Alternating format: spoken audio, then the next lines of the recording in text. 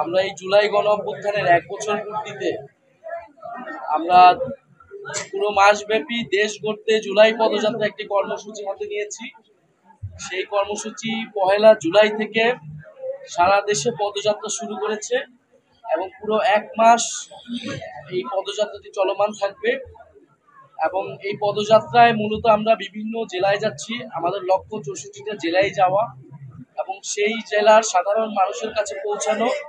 সাধারণ মানুষ যে এই বর্তমান সময়ে যে সমস্যাগুলো নিয়ে তারা দুঃখ দুর্দশায় জর্জরিত এবং এই 24 গণ অভ্যুত্থানে তাদের যে প্রত্যাশা ছিল, আমাদের যে শহীদদের মর্যাদা, শহীদদের যে আকাঙ্ক্ষা ছিল, তার কতটুকু বাস্তবায়ন হলো, কেন হলো না এবং কিভাবে সেটা আমরা একত্রে করতে পারি, মূলত জনমানুষের সাথে সেই সংলাপ এবং জন্য এই পদযাত্রা। এবং এই পদযাত্রার মধ্য দিয়ে আমরা যেই জেলায় যাচ্ছি, যেই স্থানে যাচ্ছি, সেইখানের ঐতিহ্যবাহী স্থান, গুরুত্বপূর্ণ জায়গা, মসজিদ, মাদ্রাসা, আমরা সব জায়গায় আমরা সেখানে সাক্ষাৎ করছি, ভিজিট করছি।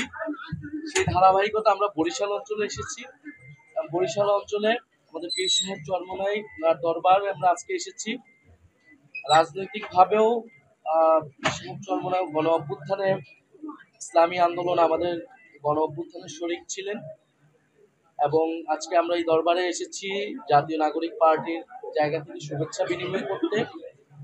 এবং এই দরবার বাংলাদেশে এবং পীর সাহেব চরমনাইয়ের পরিবার ইসলাম প্রচারে পুরো বাংলাদেশ এবং বরিশাল অঞ্চলে যে গুরুত্বপূর্ণ ভূমিকা রেখেছে, এটা আমরা সকলেই জানি। আমরা আজকে এখানে এসেছি ওনাদের সাথে কথা বলতে এবং ওনাদের থেকে এবং পীর সাহেবের কবর জিয়ারত করতে এবং সার্বিকভাবে বাংলাদেশের বর্তমান সময়ে আমাদের সংস্কৃতি, আমাদের ধর্ম, আমাদের রাজনীতি, দেশের মানুষের অবস্থা এবং ইসলাম নিয়ে আমরা আলোচনা করব সংক্ষিপ্তভাবে।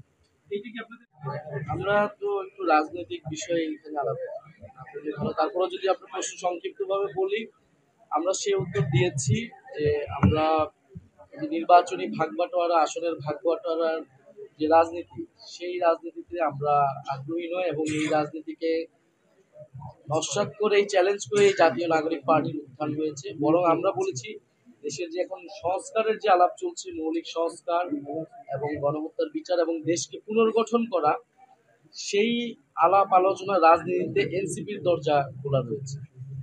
মাদ্রাসা রয়েছে, দরবার শরীফ রয়েছে। রাজনৈতিক ভাবে তো আমাদের একটা যোগাযোগ আছে, সেটা আমরা তো রাজনৈতিক ভাবে তাদের অফিসেও গিয়েছি, বহুবার আমরা অফিসে কথা বলেছি। আজকে মূলত সামাজিক, সাংস্কৃতিক এবং ধর্মীয় জায়গা থেকে আমরা ঐতিহ্যবাহী বিভিন্ন জায়গায় মসজিদ, মন্দির, মাদ্রাসা, দরবার শরীফে যাচ্ছি। সেই জায়গা থেকে আজকে আমরা এখানে এসেছি। শুরু হয়েছিল 1 জুলাই। আমরা 5 জুলাই বরিশাল থেকে ঘোষণা দিয়েছিলাম যে বৈষম্য বিরোধী আন্দোলনে আমরা সম্পৃক্ত এবং মাঠে ময়দানে ছিলাম এবং মাদ্রাসা কেন্দ্রিক প্রথম মিছিল বের হয়েছিল ক্যাম্পাস থেকে, আপনারা দেখেছেন।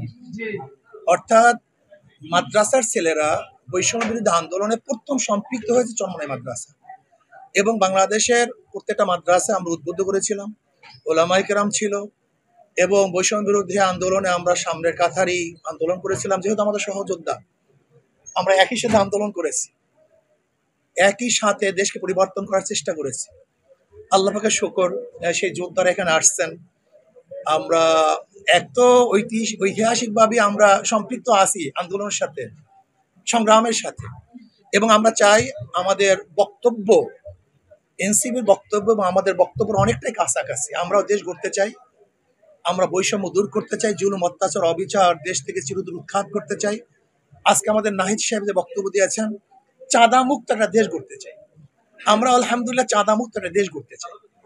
আমরা দেখেছেন যে আজকে বাংলাদেশে আমাদের বিরুদ্ধে ডাইরেক্ট যে অশোভনীয় বক্তব্যগুলো দেওয়া হয়েছে, আমি বিশ্বাস করি যে ভদ্র মানুষ, জ্ঞানী মানুষরা এটা কোনো অ্যাকসেপ্ট করে নাই এবং আমি বিশ্বাস করি তারা উলামায়ে কেরামের থেকে বিচ্ছিন্ন হচ্ছে।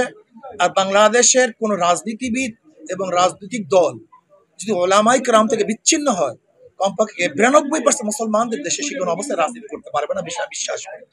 কাজে আমি আজকে আমাদের বৈষম্য বিরোধী আন্দোলনের থেকে শুরু করে এনসিপি যারা গঠন করেছেন, আমি সবাইকে ধন্যবাদ জ্ঞাপন করছি এবং আশা করি ইনশাআল্লাহ ভবিষ্যতেও আমরা সহযোদ্ধা হিসাবে দেশকে গড়ব এবং দেশের নেতৃত্ব দেব।